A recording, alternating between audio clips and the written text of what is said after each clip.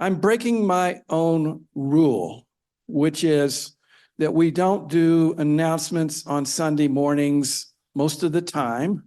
And we especially don't do those announcements where somebody says, oh, I forgot to get it in the weekly update. And so can you make a special announcement because I'm forgetful, lazy, and last-minute-y? And that's me today. But we have a couple of wonderful events coming right up. There are two programs called Getting to Know Us, or maybe Getting to Know Yous, or Getting to Know Yous. No, but it's also Getting to Know St. A. So on Wednesday at 11 o'clock, just double checking the time, at 11 o'clock, so Wednesday, May 1st and Wednesday, May 8th, we have two programs. The one on the May 1st will be presented by Reverend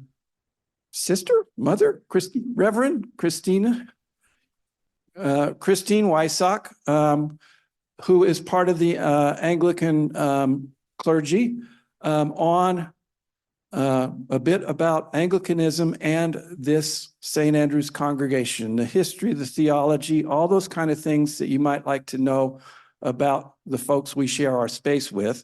And then on May 8th, also at 11, I will present a little bit about Unitarian Universalism. Again, mostly for our Anglican friends, a bit about our history, our theology, our kind of weird, unique qualities. But you are welcome to be here as well, to learn and maybe also to offer moral support. So thank you very much. Hope to see you at both. 11 o'clock, Wednesday, this Wednesday and next Wednesday. Good way to celebrate May Day. May Day, May Day. My announcement is we have a special birthday on Tuesday. And I would like, Arturo, puedes? Sí. Arturo, if everyone knows who he is the maintenance person who works for both the Anglicans and helps us UUs, and he has been wonderful. A couple of weeks ago, we put a little blurb in the announcements, if you all saw it. So today is his birthday, so I'd like you all to stand if you can and join us in singing Happy Birthday, and we're going to sing it in English. Happy birthday to you. Happy birthday to you. Happy birthday, dear Arturo. Happy birthday to you.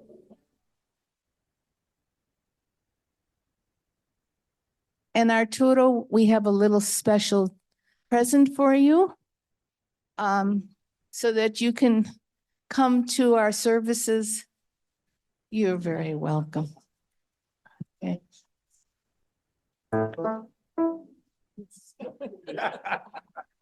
Puedes llevarlo si quieres. Póngalo. Vas al baño y sí, cambia tu ropa.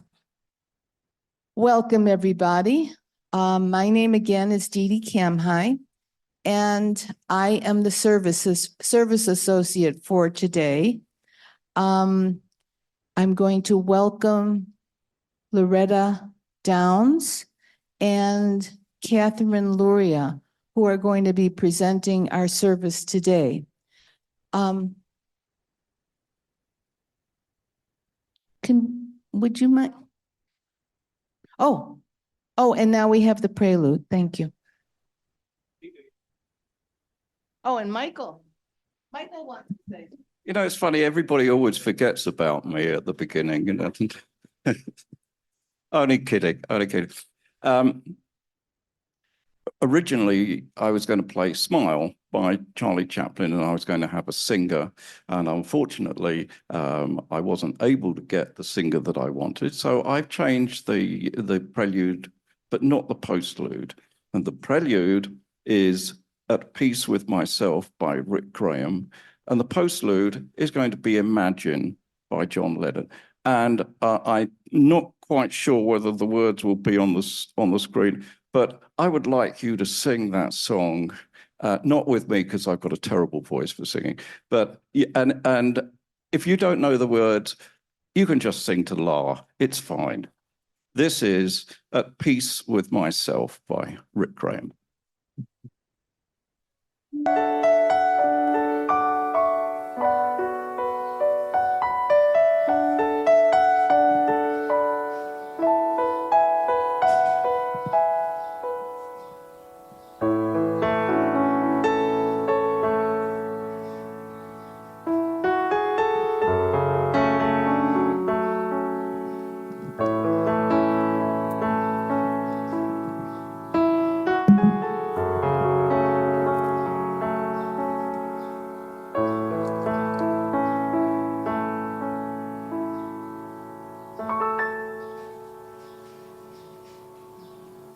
Our opening words today are a quote from a poem, Imaginary Conversation, by a woman named Linda Paston. You tell me to live each day as if it were my last. But why the last, I ask? Why not live each day as if it were the first, all raw astonishment? Eve rubbing her eyes awake that first morning. So, if either you want to choose to make this your think about your first day or your last day. I want to welcome everybody to our UU Sunday service.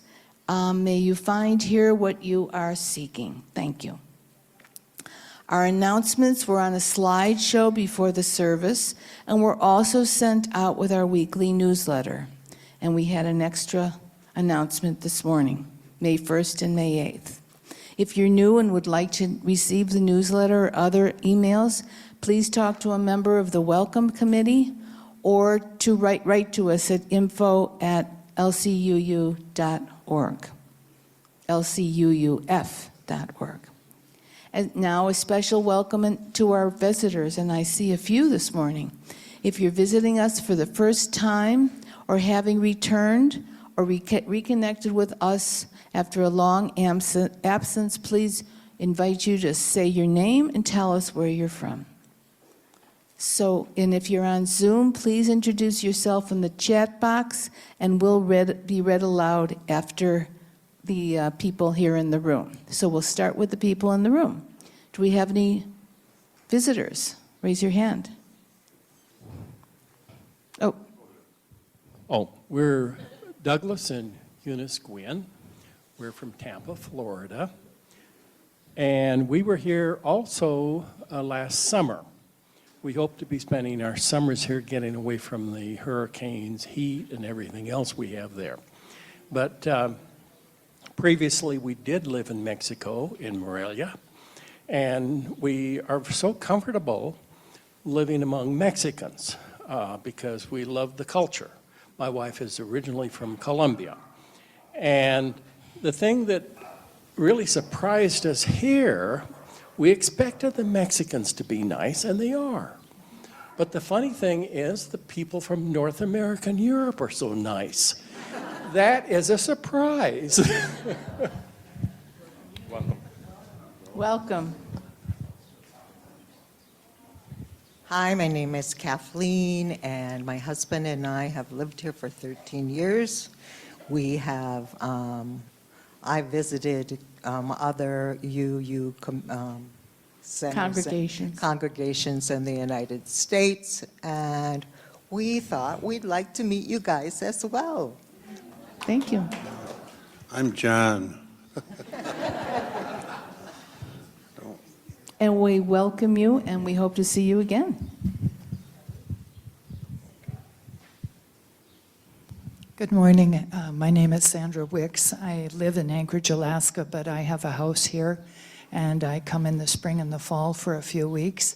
And I'm here with my housemate who lives in our house when I'm not here. Do you want to stand up and introduce yourself?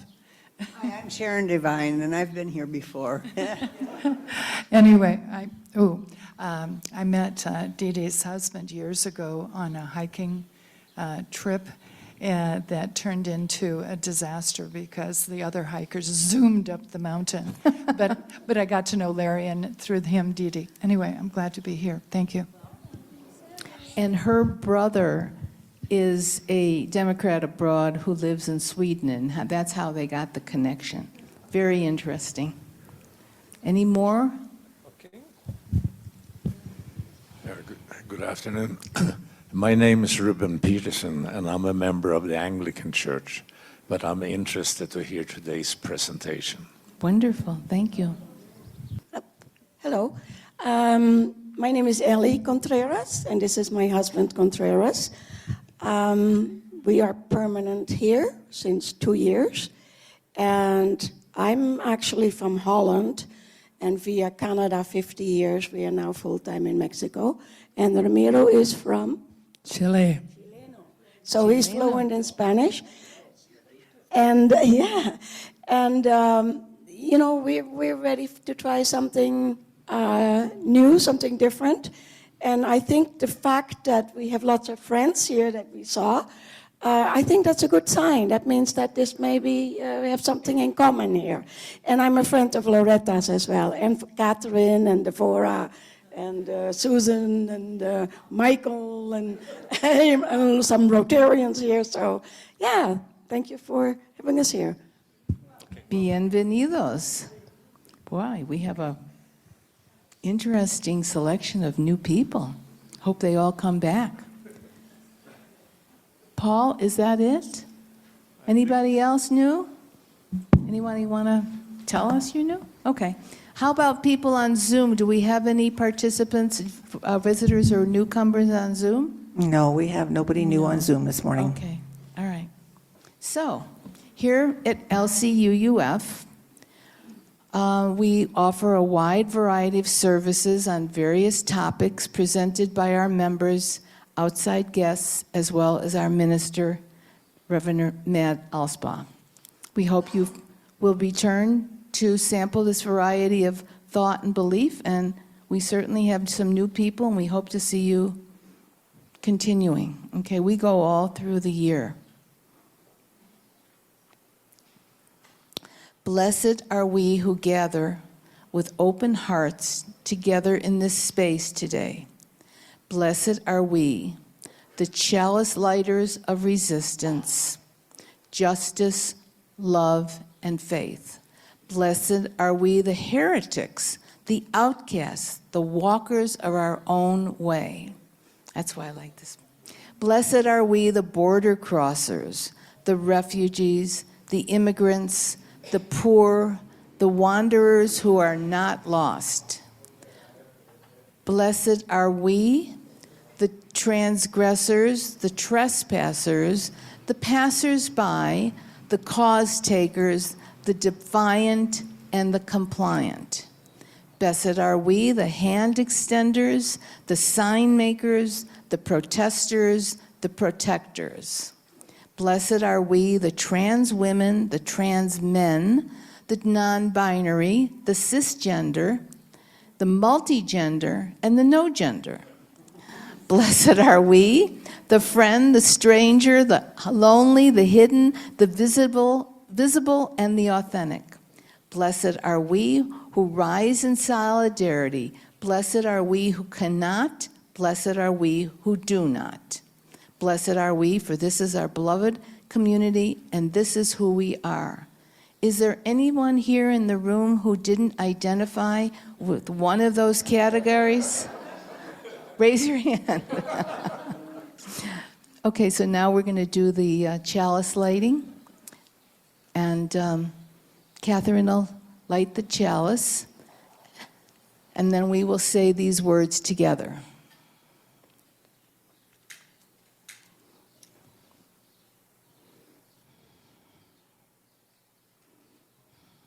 We kindle this light in celebration for the life that we share.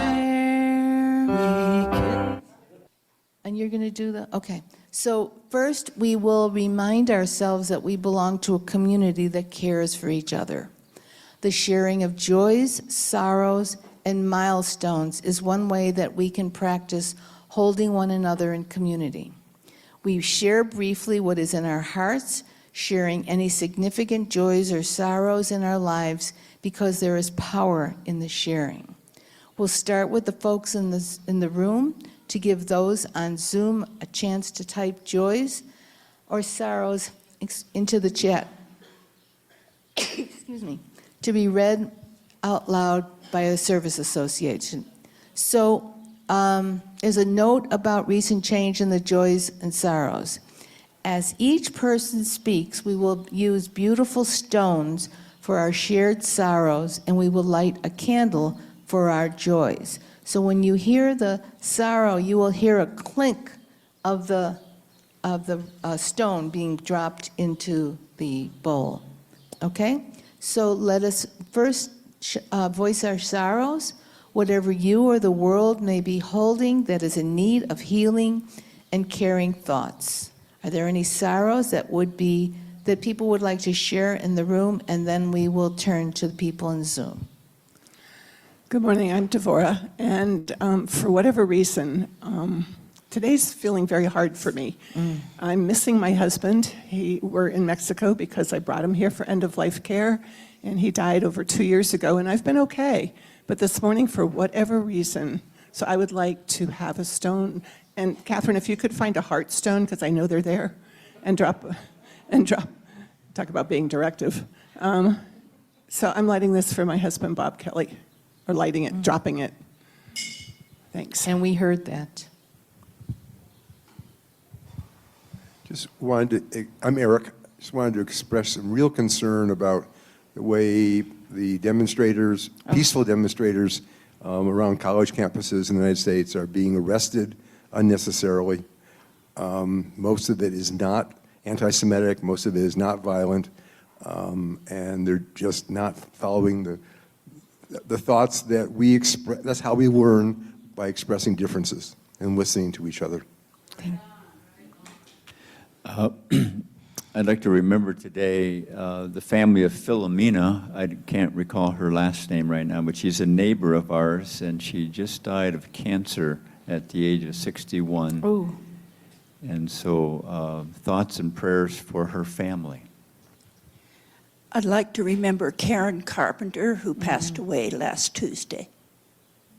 I'm Lamar, and our concern is that this Michael Swords had surgery on his shoulder this past week, and the doctor is now put him under more restraint than he thought he was going to be under, and he can't do many things such as driving.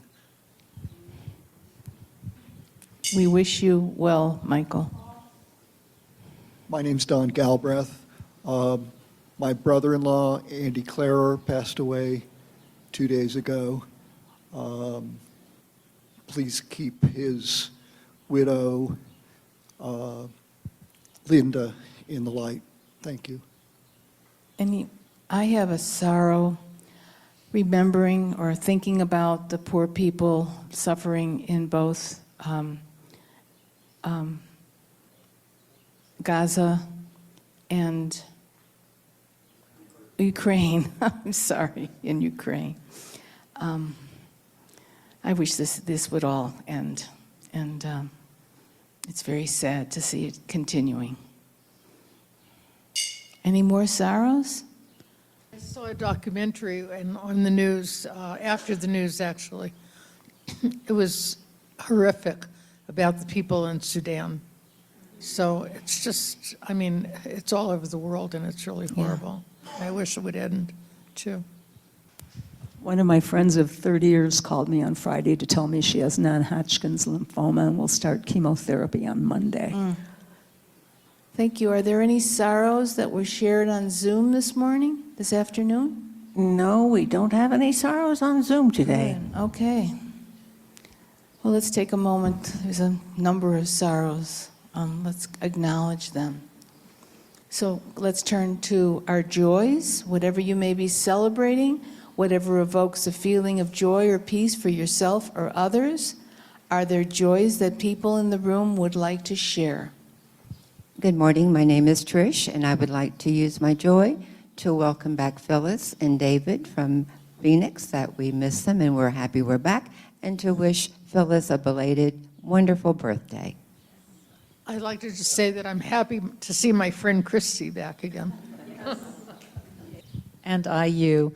I've been suffering with a lot of different ailments, and I finally got a proper diagnosis and the proper medication for gastric issues, and I am over the moon happy that for the competence of my doctor to understand what this bizarre, tiny little thing was that was causing me such misery. So hallelujah for doctors. Hallelujah. I'm Susie Lindemann, and I recently returned from 3.5 weeks in Iceland, which was like being on Mars or something, but really, really cold up near the Arctic and crazy. And Ireland, leaving the ashes, a lot of the ashes of my friend who had passed away a 1.5 years ago or so. And then right after that, went up to a wedding in North Carolina. And it's kind of weird because my youngest blood relative is in the upper 20s. And I went to a wedding and they want to have kids. So I'm kind of happy about one, the blood of my ancestors is going to continue through one of us at least. And the other, if I get two, is that it's so good to be back among the barking dogs and the zeta gas and the water salesman and the hello, good morning, hola. That you just don't have anywhere around the world like you do here with everyone saluting you. I feel like it's namaste all the time. I have a joy. Next week, a week from Monday, I am going up to Houston for my final infusion to end my cancer treatment. And my husband and I are celebrating by going to New York City to visit his daughter, and we're going to see at least 3 plays, which we've already planned. So I'm very excited about this. Thank you. It's been a long haul. Any more joys? I'm Priscilla. A lot of you already know that. But joy today is Ted and I went back up to Gig Harbor, the Seattle area, did the last that we could possibly do to say goodbye to our house and empty it out. So we are now full-time here with this community. And as part of that joy, we stopped in San Diego, saw the now 2-month-old grandson, who just found his thumb. And so it's a nice bookend. We're going out to Boston in about 2 weeks for the graduation of the oldest grandson from high school, and that's nice bookend of this new one just coming up. So very happy with all that. Congratulations. Any more joys here in the room? Yes, I have a couple of joys. Well, actually, this is a sorrow, first of all, so I'm not going to be here for the next 3 weeks. But the reason for that is that next week it's concert weekend with the orchestra, and both performances are sold out. But the real reason for a joy is that after the concert, my wife and I are going to Michigan to celebrate the 80th birthday of my brother-in-law. And he was born actually on the 15th of April, 1944, just in time to file his taxes. We have any joys submitted on Zoom this morning? Yes, we do. We have a joy from Colleen Berry. I have finally moved into my new house in Austin, Texas this past Friday. Culture shock has just about worn off. That is, until I get my first utility bill. Oh, wow. Any others on Zoom? That's it. Okay. So now, this candle from our care team represents the joys and sorrows we hold in the silent sanctuary of our hearts. We light this candle for all those unspoken sorrows and joys. Let us share a moment of silence to hold in our hearts both the sorrows and the joys that have been shared this afternoon.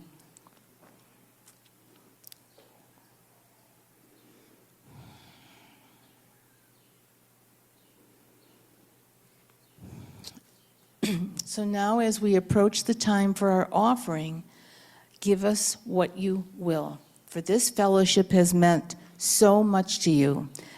It has meant so much to those who came before you, and that will mean so much to people you will never know. Give what you will, for you are a generous people. Instructions for the payment on the fellowship were on a slide during the announcements before the service.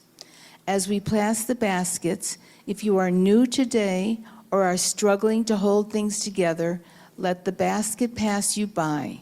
Your presence is more than enough and is a gift to us. So each week, we give half of the money collected at the service to an organization providing services to our Lakeside community. For the month of April, we're supporting an organization called Niñas Sabias here at Lake Chapala. Their mission is to empower girls to participate fully in school and in life. Their goal is to have all girls Lakeside participate in a 10-hour program providing menstrual health, body literacy, and self-care for girls preparing and experiencing puberty. Through mentoring, girls learn to acknowledge their worth, wisdom, and power as they endeavor to change limitations and burdens into empowerment and strength. If you are not attending the fellowship in person, and please donate to Share the Basket separately or indicate part of your donation is for Share the Basket. And how many of you saw the presentation that the Niñas Sabias did a few weeks ago? That was very impressive. I sure wish I had been able to experience something like that when I was going into puberty. Mine was not a great experience. The offering has now been greatly given and gratefully received, generously given and greatly received.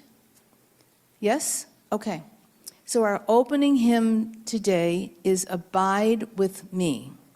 This hymn is a final call for comfort from the divine on the eve of death. And it offers comfort to those who are mourning, that something we may call heaven or the earth or glory or simply rest welcomes our beloved. So please rise in body and spirit and join us in singing.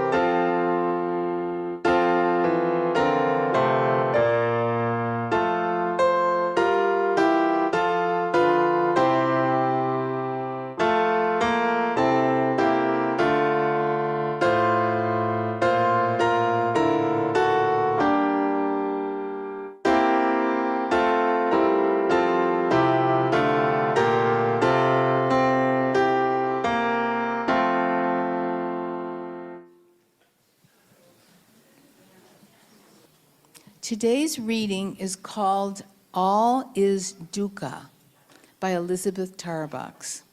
Dukkha, all is impermanence. Nothing lasts. I thought of that yesterday watching leaves come down in a shower and the smell of the rotting ones going back to the earth. Leaf to humus and back to earth to nourish the roots of the mother tree. God of creation, God of today, let us find each other in a changing world. Let us experience love as something which exists, a possibility which is. Let us know that we are alive and being renewed miraculously every day, each second, that the impermanence gives to life its freshness and surprise, that our memories of yesterday and our expectations of tomorrow make now a cherished, precious, eternal moment. And now I'd like to ask Loretta to come to the podium. And thank all of you for the invitation to come back and speak. I love UUF. I see a lot of familiar faces, and this won't be painful, I promise. Now, when my first friend died of AIDS in 1985, I began a journey walking beside death, and it continues to today. And by the time at the time in 1985, I was 36, and by the time I was 40, I'd been to a dozen funerals and memorials of friends, all of them younger than I, many of them. And I'm kind of in that kind of place now. Last year, I had 8 friends die. I don't know, I'm just listening to this. We are all experiencing that. Even though we're the Olympians of aging, as I look around here, as like this is a pretty strong, sturdy group, we are of that age. And what I learned, I spent 6 years volunteering on an AIDS unit in a hospital in Chicago, and then my mom wound up in long-term care, and I spent 6 years with her having dinner every night because the food there was better than in my kitchen. And then I continued to visit for 12 years. I started speaking all over the country at nursing home conferences and just speaking and writing wherever I could. And what I learned in those days was that death is a spiritual experience with medical implications. And it also has some legal implications that I'm going to talk a little bit about today. Death is a sacred, holy time in our lives, and we can't be afraid of it. You know, Robin Moore, the past pastor here, gave her final sermon last month, and she died 2 weeks or less later. And she stood here and said, there is no death. I'm just transforming. And that's the essence. When we start to think about a death-positive aspect, you know, it's important that we don't look at death as something that's taboo and morbid, something we can talk about. And it's actually the mark of a healthy society to talk about dying. And what better group of people to talk about it than all of us who are closer than ever to dying. You know, there's something in Mexico, where we all are, we have the gift of the Day of the Dead. This is where the Mexicans celebrate life, which is the point of understanding and being friends with death, understanding our mortality. This is a container. This is not who I am. I just live in this container. And I'm going to be 75 in a couple months, and my container is not the same container it was 5 years ago, and it's not going to be the same container in 5 more years. I'm very aware of that. And there's an exercise I want to share with you. Tonight when you go home, I want you to draw a line on a piece of paper, okay, like this. You see it on the screen? Big, okay? This is a time management exercise. I got it at a $600 one-day workshop when I was a lot younger. This is your birth and this is your death. I want you to go home and draw a line where you are today, where you think you are on this lifeline. And this isn't meant to scare you by any means. It's meant to inspire you. I have a little one on my refrigerator. I look at it every day to remind me that I can make what I can make of the time I have ahead. This is my ooh la la time. It's all of our ooh la la time. We have everything we need. And we live in this amazing community, which you've already noticed how friendly it is here. We've left our major supports, our long-term friends, my friends of 30 years and 40 years and 50 years. are not here to be with me when I'm sick and ill and need help. But you're all here because it takes a village to die well. There's just no way around that.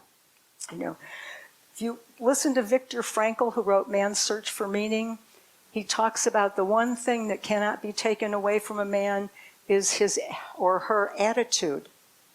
So as soon as you start feeling yourself getting uncomfortable, think about the fact that we were all born with death holding our hand. And north of the border, we spend a lot of time and energy pretending she's not there and trying to run away from her and trying to argue with her. Not yet, no, not yet. The Mexicans have learned to dance with her. Let's take that example. Let's look at death as this amazing time in our life and not be afraid of it. Make friends with her. Learn to dance with her. I'm not saying it's good. I'm not encouraging you all to go out and jump in the lake. In fact, I totally discourage self-deliverance in any violent way. There's no need for that. We're all going to just age into the end of our lives. We're programmed to do it, just like the butterflies are. You know, every butterfly starts as an egg like we did, and then it turns into a caterpillar, eats and poops just like we do. And then one day it decides to transform, and it'll stop eating just like we do before we die. And it'll hang in the shape of a J underneath something so that it can be free. And in an instant, its skin splits and starts crawling up its little body, and inside is the chrysalis. And it looks like nothing is happening in that chrysalis. And that's where the transformation takes place, just like with us. We all have a chrysalis stage at the end of our lives. I mean, I think how many of you have been with somebody as they're dying? Yeah. What a gift. You know, people I know, when my dad died, I had left 2 hours earlier. And I felt guilty about that for 15 years until someone said, he didn't want you there. I thought, oh, and this is true. A lot of people wait until we leave. Or they wait until George comes in from California or Calgary before they let go, which tells me we do have something to say about when we leave our bodies. If we can wait for that plane to land or that car to arrive, what's going on there? There's something so connected to our life and our transformation that's programmed into us, just like the caterpillar and the butterfly. And one day that chrysalis opens up. It's like magic. The suns get to a warm spot in the sky, and this butterfly will come out, and it's got a little fat body, and wings are all wrinkled, and it takes like half a minute to pump fluid out of its body, and then it has to get used to being a butterfly. What happened? I was a chrysalis a moment ago, and I was a caterpillar. And these are the transitions that we go through as we're lucky enough to age. You know, I said I had 8 friends die last year. One of my 78-year-old friends told me he had 7, and I said, make younger friends. I see a couple young people here. We got to grab them. Here, if you want to make younger friends, it helps to speak a little Spanish, right? Yeah. He said, all my parable pallbearers are gone. I said, okay. This is what we're going, this is life. This is how we're going through transition. You know, there are a couple of things. Many of us are living with chronic illness. That's part of the aging process. In fact, this is the first time in the history of humanity there have been so many people living over 60 years of age. Never happened. In 1950, I was born in 49, there were 2.8 billion people on Earth. Now there are almost 9 billion. In 70 years, we have multiplied. And the largest increase in population is people over 85. Everywhere, not just here. 30% of the Japanese population are over 65. And what's that mean? That means a lot of health care. That means a lot of assisted devices. That means a lot of enjoying life in ways we never thought we'd be able to enjoy life. I'm giving you a lot of homework to do today. There are handouts outside. If you haven't gotten them, I want you to be sure you have this one. It starts with cover story. Let's say tomorrow is the day you have an emergency. Okay. This is page 12 and 13 out of the September 2021 Connexiones magazine from LCS. And Catherine Luria is going to talk about the LCUUF care team, because again, it takes a village to live well and to transition well. This has everything you need to know about handling an emergency here. It talks about health insurance, what's covered, what's not. We need to be doing our homework. And what I'm very aware of, I mean, last week when my friend called me, my friend of 30 years, we've traveled together, we dated tandemly, we've done all of our changes. Her son died 2 years ago. I went and helped her through that. She's got cancer. And I'm going, you know, how many of my friends are going to have illness before I do? I need to know, and we need to help each other, because more than one person is going to be involved when you have an emergency. This is going to help. What to do about insurance. Bank accounts. I just learned what a beneficiary has to go through to collect my money here. They have to come down and be here for 2 weeks. Have a conversation with your banker. Do you have a beneficiary? Do you want a cosigner? Notary. In Mexico, all of your wills and your healthcare medical directives have to be completed by a notario. Otherwise, they're not valid. Anything you've done in the States doesn't work here. It's a whole different ballgame. We have a reaching out program at LCS. People who live alone and need to be checked in on, they can have a volunteer call them or email them or WhatsApp them every day. And do you all have somebody who checks on you every day? I have a girlfriend I call when I walk my dog every morning. We compare notes. It's a good idea just to have someone that you talk to every day in case there's a day you miss. This talks about ambulances and hospitals. Cruz Roja, you all had an opportunity to buy this bottle. This is really important.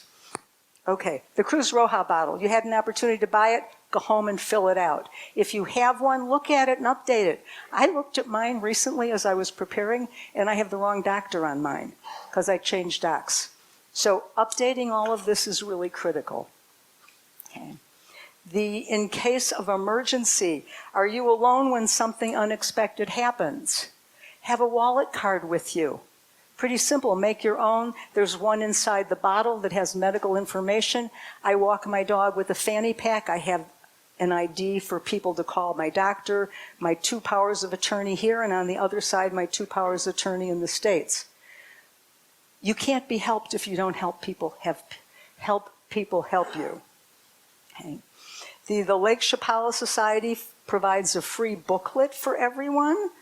And I can tell you, I have given out probably 2,000 of these booklets.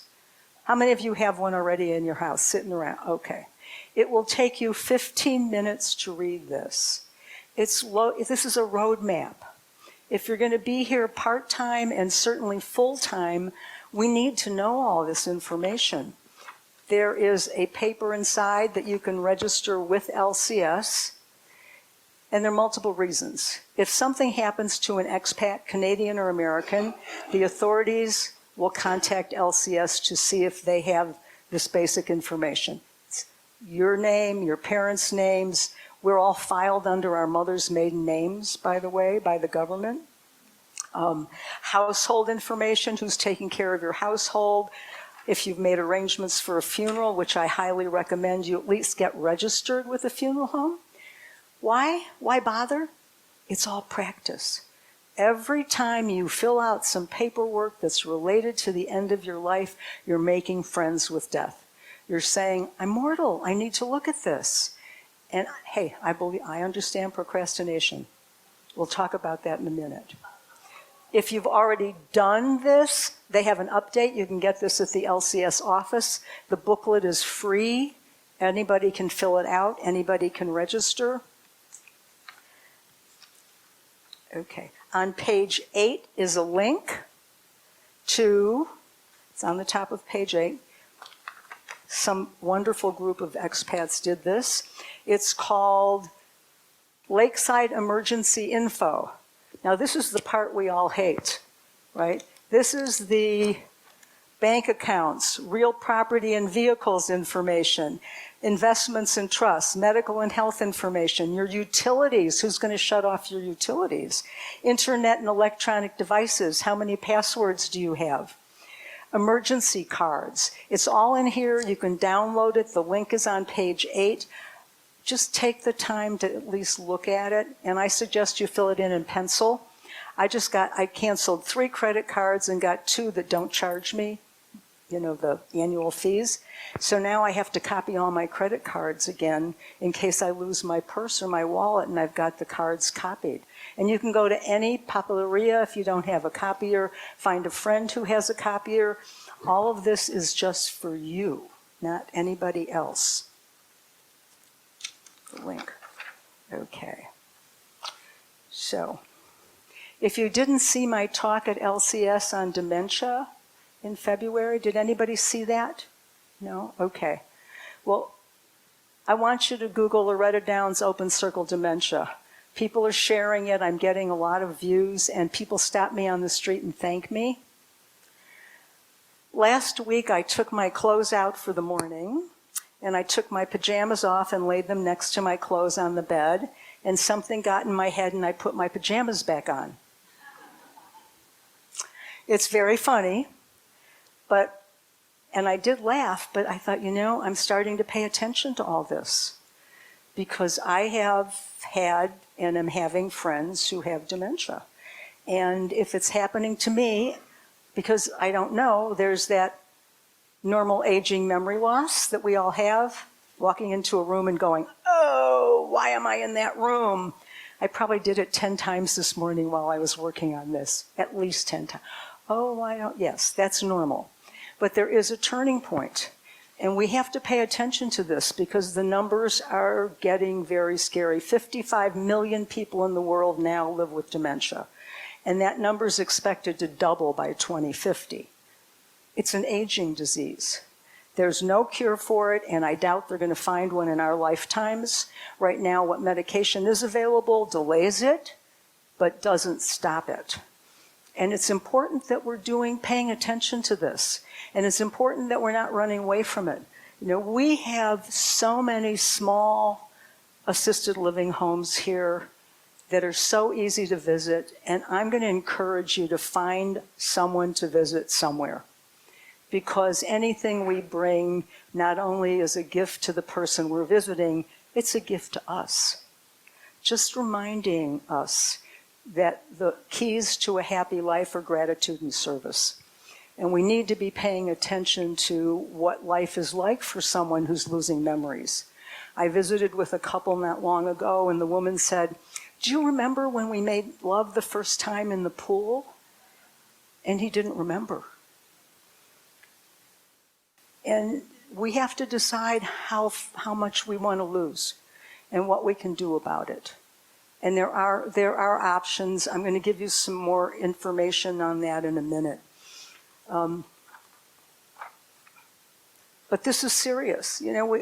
We all take a lot of medicine. The average 65-year-old takes 5 prescription drugs because we're living with a lot of illness that we can take, that we cannot cure, but we can manage, right? That's new. That's one reason there's so many of us living so long. My mom lived to 93. And she was pretty happy the last years. In fact, my mother and I had a terrible relationship for the first 57 years of my life. And on her 90th birthday, I said, Mom, how does it feel to be 90? And she said, it went so fast. And I said, would you do anything differently? And she looked at me and said, I'd be a better mother. And my first reaction was, she knew. And then I thought, oh my God, the poor thing has been carrying this guilt around. And I talked to other mothers. I'm not one because it looked like a really hard job. And they said, guilt is like the first rising emotion. And after that, I could feel something open up. And I said, you did the best you could. And you taught me what I needed to learn. And the last 3 years of her life, we were in love. It was like I felt that I could do no wrong, and I felt she could do no wrong. The end of life is a great opportunity for reconciliation. For us to let go of the stuff, that the part of the line from today until what's past. You can't change anything that happened in the past.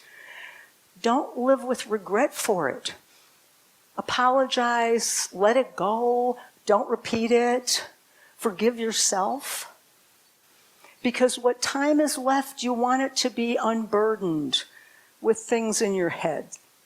Because the head and the body are very connected. And we can make ourselves healthier just by being positive, by being grateful, by doing some service. And it'll make that time we have left, even when we hit the big bumps of illness or a loss, it'll just help us get through that, feeding our hearts and our souls. I said that we need a village, and I made a list of who to contact in case of emergency, and I think this is really critical. I made one for Mexico and one for Chicago, and when I pulled this out today, I realized I needed to add my doctor to Mexico. Update, take a look. I had the wrong friend's number, and when I sent this to her, she said, oh, fix that. Everybody has copies of this, so they all know if I'm in an emergency and I can't speak, they know who to call. Because there are two kinds of emergencies. One where you're talking, then all your decisions are your own. And the other is when you're not talking and someone else has to make decisions for you. And that's why you've got to do advanced healthcare planning. Your medical directive names somebody that you will allow to speak for you in the event you can't speak for yourself. It's a very important relationship. When I asked my big sister, 15 years older than I, Dolores, I want you to be my power of attorney for healthcare, a retired nurse. She said, I'm on the phone, Loretta, you're my baby sister. I don't want you to ever die. I did not let her be my voice because there are certain conditions I wouldn't want my life prolonged. I don't want to live on a ventilator. I don't want to live on a feeding tube. I was very clear about all that. And it would be too hard for her. So I named a friend who it wouldn't be too hard for and who would stand tall to the docs, because the docs might say, oh, but if we don't do this, she'll die. Okay. These are very important decisions that you have to make. And I picked something up moments ago that is really important. This is from saying that there is no one like you. I will venture to say that not two of us had the same breakfast this morning. That's how different we all are. I mean, there was a time for most of us, it was for me, when breakfast was a cigarette and a cup of coffee. Not anymore. It was berries and granola and yogurt this morning. Right. But this is about you. And if you're not talking about what's important to you, then someone else is going to have a problem deciding what's important to you. And if you've ever been in a situation where you had to make a decision for someone and you didn't know what to do, you did the right thing. Do not feel that you didn't. You did enough. You did the right thing. Because we make a decision based on the information we have at the time we make the decision. And the more information we have, the clearer and the more sacred the decision becomes. So that list is really important. And the conversation. If we're not talking about what's important to us at the end of our lives, we're missing a part of living well during our lives. Believe me, I understand procrastination. On the back page of the booklet is a to-do list. Oh boy! Now, I suggest you just look at what you want to start with. You don't have to do it in order. Pick something you want to start with. Set a deadline. Now, I'm turning 75 in July. Ooh la la. I've never been this old. It feels weird, I have to admit. My mother was in the nursing home one day, and lady passes her in her wheelchair, mom's there, and they reach out to hold hands, and the woman says, how old are you? And my mother said, 90, and the woman said, oh, you're young. And I said, how are you? And she said, 93. It's all relative, right? I mean, my godchildren who are 20 think I'm really old. God knows they think you're old. Pick something, set a deadline. I have set the month of my birthday, I'm going to review all of my stuff because I know there's some changes. My will is 5 years old. I'm not all the people I put in it 5 years ago. they're all not going to get my stuff. Not all of it, at least. So set yourself a deadline. Okay, you've got a resource page. This is something I hand out. I give workshops at LCS quarterly on advanced care planning and dying well. Go into a lot more detail than I can today. And this has some wonderful, wonderful places to look, including George Carlin's YouTube, Death and Dying Again. We have to make some humor in this. Okay. There's some wonderful books. You can always send me an email. My email's on the back here. I love emails. I'll answer questions. I'm happy to do that. There's something that's not here. Dyingwithdignity.ca, Canada, has a whole booklet on advanced care planning. Also on here is Compassion and Choices Tools. It's from America. There's a whole advanced care planning booklet that you can download or you can ask for them to mail to you. So take a moment. Some of these are easy. They're short articles. How to prepare yourself for a good end of life. Katie Butler wrote a book called Dying Well, The Art of Dying Well, which is on here, and I've got a page and a half. She gave me a page and a half for my work. Why not? Voluntarily stopping eating and drinking. People come up to me and they say, I want the magic pill. There's no magic pill. There isn't. There are multiple options to hasten death. They're not all available to us here in Canada. Medical aid in dying is legal constitutionally for the entire country. How many of you are Canadian? Oh, I tried to be I'm going to try. I want to be a Canadian citizen because it's compassionate. I actually have a quick story about someone who did medical aid in dying. He was a retired policeman, and he'd been in a terrible accident years before. He was in a wheelchair, and he was in his late 70s, and he got cancer and decided to treat cancer for a while, which is reasonable. Try a test. And then it wasn't doing so well. He was sicker than he wanted to be, and he said, okay, I'm going to apply for aid in dying. And they gave him an appointment, come to the house, to the Maid House this day at 10 o'clock in the morning, and at 10:20 we'll start the infusion, because in Canada they infuse you. In America there are 10 states that have legal medical dying, but you have to be able to drink the medicine yourself. They all require you do an application process. It's a little time consuming. Anyhow, so the family's all gathered, because when you plan death, like an expected death, people are keeping vigil. You're there, you're waiting for the person to die. So they're there, and the doctor couldn't get the vein to put the needle in because the chemotherapy had burned his vein up. So the doc said, well, let's go to the hospital where all the equipment is. And the family said, you know, we're all here. We came in different cars. Why don't you go get the equipment and we'll order lunch? And they ordered wings and pizza. Last meal. That's what he wanted. So the doc came back and he got John all hooked up and looked at him and said, now when I start this infusion, you know you'll die. Is that what you want? And John looked at the doctor and said, wait a minute, I want one more wing.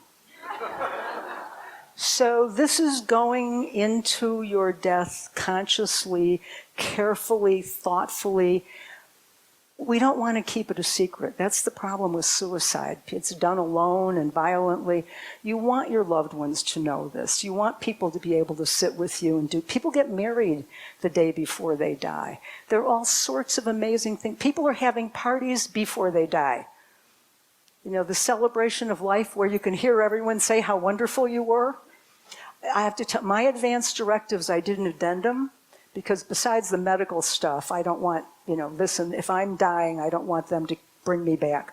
But I also wrote down to my friends, I want classical music. My sister would have had me listening to country and western. I want chocolate ice cream on my lips all the time, not vanilla, unless there's chocolate sauce on it. I want socks on my feet. I live alone. Nobody knows these things. So I was very clear. I said I want lipstick on because I already look dead without it. And I want my girlfriends to tweeze all my chin hairs. I'm vain, and I want to go to the crematorium tidy. So you can do this just as long as you're communicating. One of the links on here is for the Conversation Project. They have toolkits for how to talk to your doctor and how to talk to your loved ones. Because if you want to start talking to your children or your grandchildren, they're going to say, oh, Grandma, don't talk about that. I don't want to hear that. They need to hear it. And they need to hear it calmly and gently and lovingly and sacredly. They need to know we're not always going to be here. And they need us. These kids today are struggling. Someone mentioned the protests. Reminded me of Vietnam. Kids got killed at Kent State by the police. I live in Chicago. The 1968 convention was there, and they were calling the cops pigs, and they were behaving like that. So the kids need us. We have to be role models. We have to have mindful dying. We have to, for each other, so we can learn what I don't like say good death and bad death, but it's like a good ending to a book. I mean, this is your one and only life. Only you can give it a good ending. Ram Dass said death is like taking off a tight shoe. And this guy was awfully close to God. Steve Jobs, the man who founded Apple Computer, on his deathbed, his sister reported this. His whole family was gathered around. He was 57. He'd been dealing with cancer, a rare pancreatic cancer, for 10 years. Had all the money in the world. Could not live longer. On his deathbed, everybody's there, and he stopped, looked past them all, and said, wow, oh, wow, wow, and died. That's where I want to be. I had a woman who had a celebration of life here. She had 60 friends. Everybody got 2 drink tickets. Could have appetizers at Eve's. You could stay longer. They did. Drink more, order off the menu. It was fabulous. I got there. I'm off script. That's okay. I got there, and she's sitting in like a throne in the corner, all dressed up, and there was a table with little stuff on it, little things of hers, and a tree, empty dead tree with little plastic bags with jewelry, and people went up to say hello to her, and she said, take something, take something, take something. Well, I got earrings. And it's just this sacred little moment, and I said, how do you feel about this? And she said, I'm happy, I'm going home. Just like Reverend Robin Moore did, going home. That's where I want to be. And you have to decide for yourself where you want to be when you get to the end of that line, and who you want to be with you, and how you want to look back at your life, and if you can say, it was good. Thank you.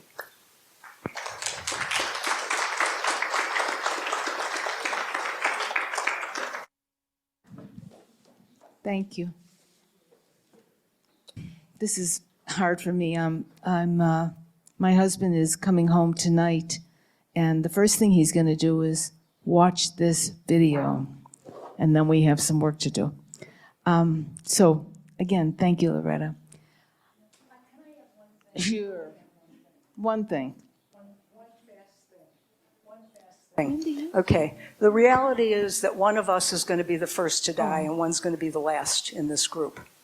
And I'm very aware when I'm with a friend, I allow myself to hold that moment and know one of us is going to be the first to die and one's going to be the last. I don't do this all the time, but when something's special, and I'll say, I love you. Thank you for being in my life. Thank you. I'm sorry for that thing I said to you 12 years ago. And whatever you think you might have done, I forgive you, because I don't want to wait to say goodbye to say all those things. Whoa.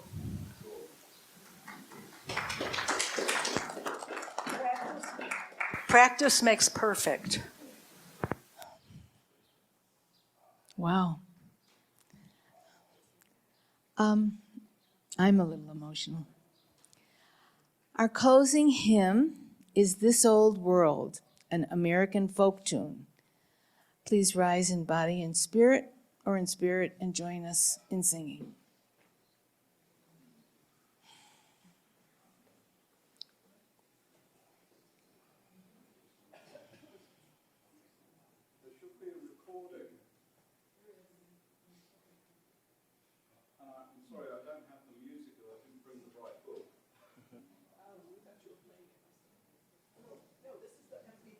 Yes.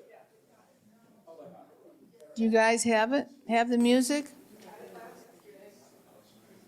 What time is it? This old world is full of sorrow, full of sickness, weak and sore. If you love your neighbor truly, love will come to you the more. We're all children of one family, we're all brothers, sisters too. If you cherish one another, love and friendship come to you. This old world can be a garden full of fragrance, full of grace. If we love our neighbors truly, we must meet them face to face. It is said, now love thy neighbor, and we know well that is true. 'Tis the sum of human labor, true for me as well as you.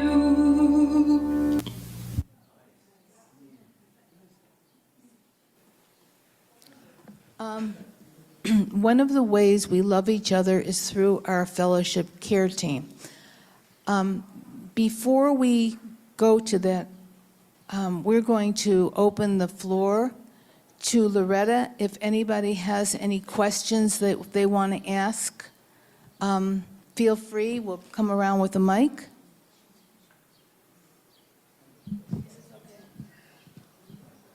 Loretta, thank you so much. I've heard you before, but I can never hear you enough. Oh, thank you. You have to hear something 7 times before it sinks into your brain. So this is number 3. Okay. My question is, well, it's not a question so much as maybe just an observation. When you're talking as to those of us who may have the good fortune to know that we're dying and to be able to gather our people around us. But I've had friends who have died suddenly of a heart attack or a car crash or I'm not even sure what I'm asking, but maybe you can figure it out. Actually, the purpose of that line where you put down where you are today, start planning today for an emergency. Because there are emergencies and we don't have any of this ready. And if we do it sooner than later, it's done. And we're having these conversations like I am. I've got friends who are so tired about hearing me how I want to die. I mean, but I'm telling them because when the time comes, crisis management is awful. You've been in it. I'm seeing heads go, yeah, managing a crisis is terrible. I was in an emergency room with a friend whose blood pressure went up to 260 over 139, and she wasn't making much sense, and I didn't know what medicine she took. I didn't know what, it was just crisis. We have since had a long conversation about all of these things. But there's crisis management in case of emergency. Read that page out of the I've done that. I filled out the book. I have a thing in my pocketbook that says emergency info with all of that information. Yeah. But my point is, I want that kind of death where my loved ones are with me, and that's not guaranteed. Well, you can do rituals at an unexpected death. You can do rituals after a death. Okay. There are all kinds of new rituals being created. Even distance, people from a long distance. I light candles for people that I know are ill or they're going through a surgery or someone who's died, because otherwise you feel helpless doing any kind of ritual. I think this beautiful putting the stones in the bowl where you can say out loud someone you want prayers for and make an acknowledgement that this is a problem. I mean, a heart attack is a pretty, you can't unexpected, a car accident, a load of rocks falling on you as you're walking on the carretera.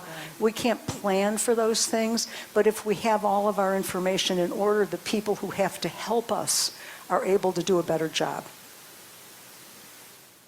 Next question. Oh, there's a number. Oh, good. Yes, I have a very practical question to ask you. We were here last summer also, and we could see that it's such a nice place to live. But one of our objectives is to identify the nursing homes, the retirement homes in this area. We went to Lake Chapala Society, we made an appointment, We only got 2, and they were nice. But we need to get a full list with addresses so we can visit all of those. Okay, if you Google assisted living in Ahihic, there's someone who's put a whole list together. Oh, there's a Facebook page from, UUF? Oh, from the No, what Facebook page?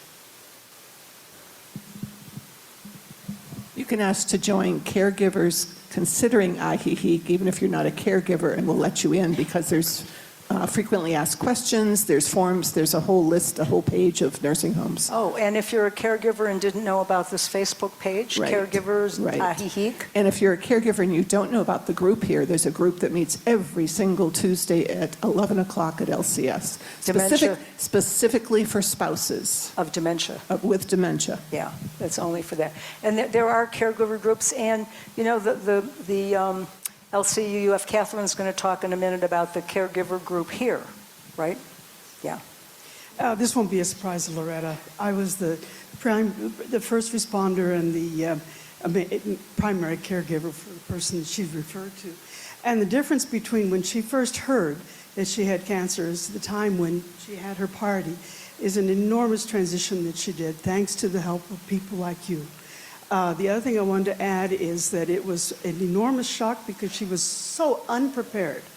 And she luckily did have people like myself who she could stay on and live with. But many people don't know where to go. They don't have the finances for it. They don't have any preparation. And they put together medical people who may actually take them for a ride, which was unfortunately a case I had to deal with. So just be sure that your medical team is as well very helpful, not just, but the way she transitioned is the thing I wanted to say. She did an amazing job because of help of people like Loretta. And friends. She had a great deal of friends. Yeah, you need to have a doctor here, and you need to have a conversation with your doctor how you want to be cared for in critical illness. And if you have anything, the doctor has an idea of where that's going to go. Anything in terms of a disease. Loretta, you mentioned in your talk about a good death or a not good death. I'll use that phrase. Let's say hard and gentle. I like that, hard and gentle. So how much control do we have over that, would you suggest, after you're observing this in lots of people? It's interesting. People don't really want to die even when they're dying. The statistics on the medical aid in dying, for instance, there's a certain percentage of people who get the prescription and never take it, just to know they have control over that. The one thing we can all do, it's legal, it's free, it's safe, and it's guaranteed, is to voluntarily stop eating and drinking at some point in your disease process. If you're suffering a lot and they're spoon feeding you, you're not going to die fast. You'll die slowly.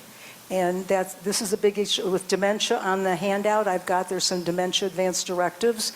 They basically say, when I can't feed myself, I don't want to be fed by machine or another human being. It's a tough thing to get in long-term care because they want to feed you. I'm Italian. You come to my house and I'm feeding you right away. So this is something, again, you have to talk about. There's a book on here, the VSED Handbook, very helpful, little bitty book. But that is really the only thing that we can do. And when you're compromised and you're sick and you've been sick a long time, most people die of exhaustion. It's just too tight. Staying alive is just too exhausting. And eventually you just say, spit me out of this body. One more question. I think we have one more question. One more answer, actually, to the gentleman that was asking. I just looked up on Facebook, Assisted Living Lake Chapala, and found a whole slew of information. Okay, and they'll so on all be happy to Facebook, give you a tour. And on a sideline, I was a 10-year member of the International Association for Near-Death Studies. Oh, yeah. Is it true that if we go to the San Francisco Funeraria? Yeah. Is it true that you could fill out paperwork and make everything happen? Yeah, you can do two things. I talked to her last week. For 1,500 pesos, you register. You get a card for your wallet that says, in the event of my death, call here and we'll pick you up, or you can prepay for your whole cremation also. Like if you don't want to have somebody have to deal with that later. So you just go down there, get the paperwork? Call and make an appointment, because you Okay. want to talk to Cynthia Guzman. Most of us do work with her Really? because her English is terrific. Well, thank you for the extra questions. And now we're going to hear from Catherine, who is from our LCUUF care team. So Catherine?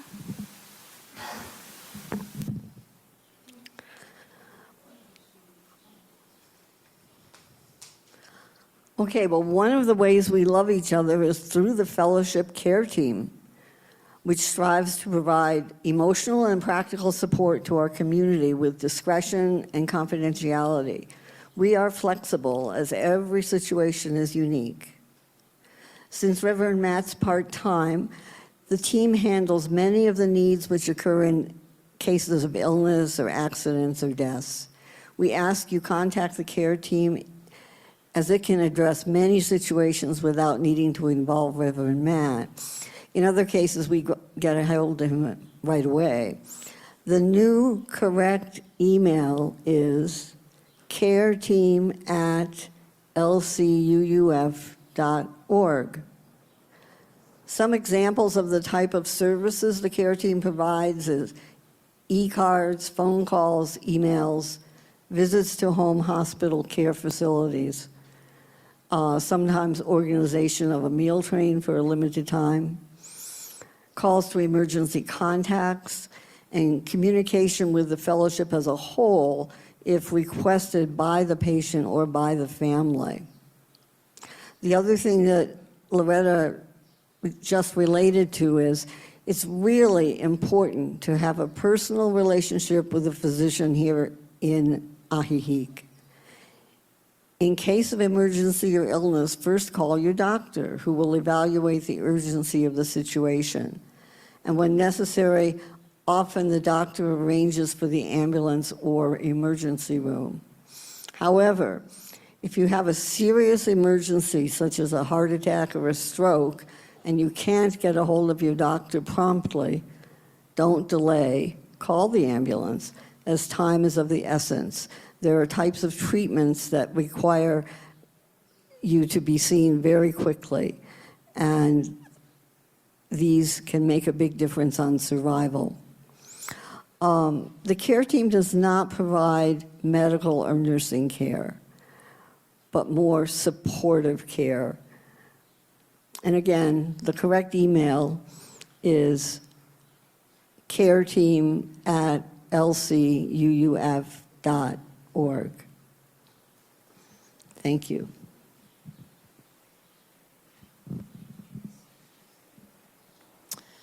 So let us all thank Loretta for her incredible work in helping us gain more clarity about emergency preparedness, so that if and when the circumstances arise, we will all be better prepared to face these trials and tribulations and come out stronger and more adept at handling them. So thank you again, Loretta. And if you haven't already stopped by the table outside, please take a minute to do so. Pick up all the materials and the information from Cruz Roja. They'll be there. They're there right now. So are they there? Oh, she left. What are there? The materials are there, but the bottles are not. So if you need a bottle, we'll figure out how to get that to you. The Cruz Roja office in Chapala has them I think they're open from 10 to 3, so you can buy them there. Or come to one of my workshops. 70 pesos, or come to one of her workshops. So, we extinguish this flame. Are you going to extinguish it? But not the... Let us extinguish our chalices with these words which we read aloud.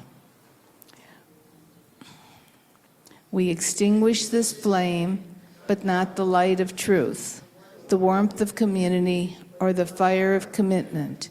These we keep in our hearts, share with all the world.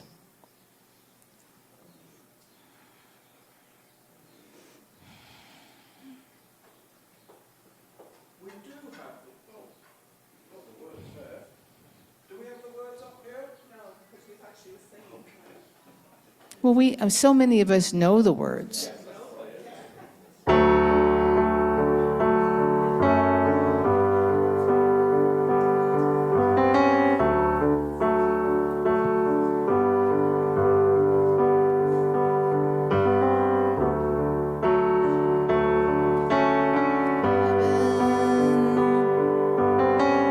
It's easy if you try.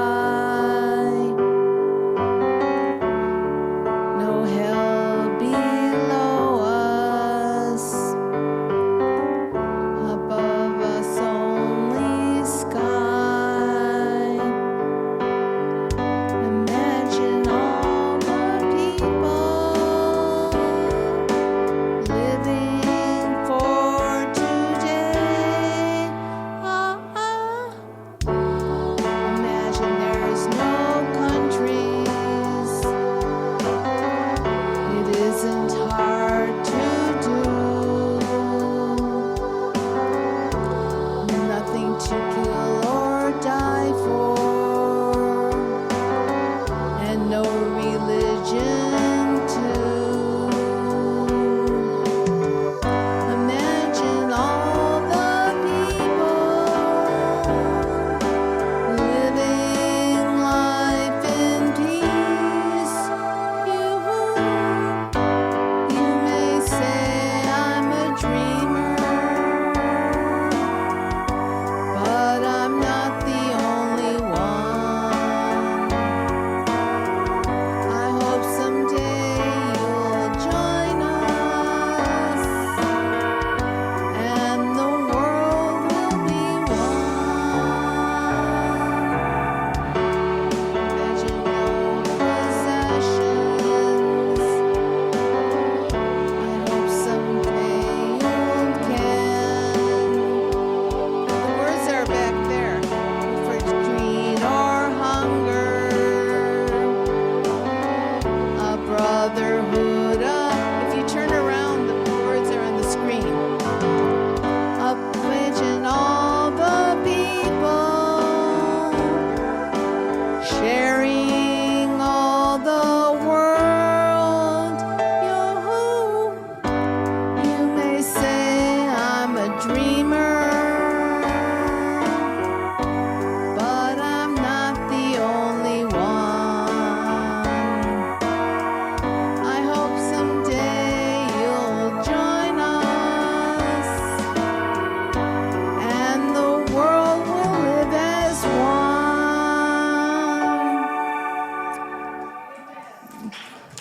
Gracias, todos. Arturo, stand up. Everybody see Arturo's shirt. Yay! Gracias, Arturo. Our worship is over. Our service begins.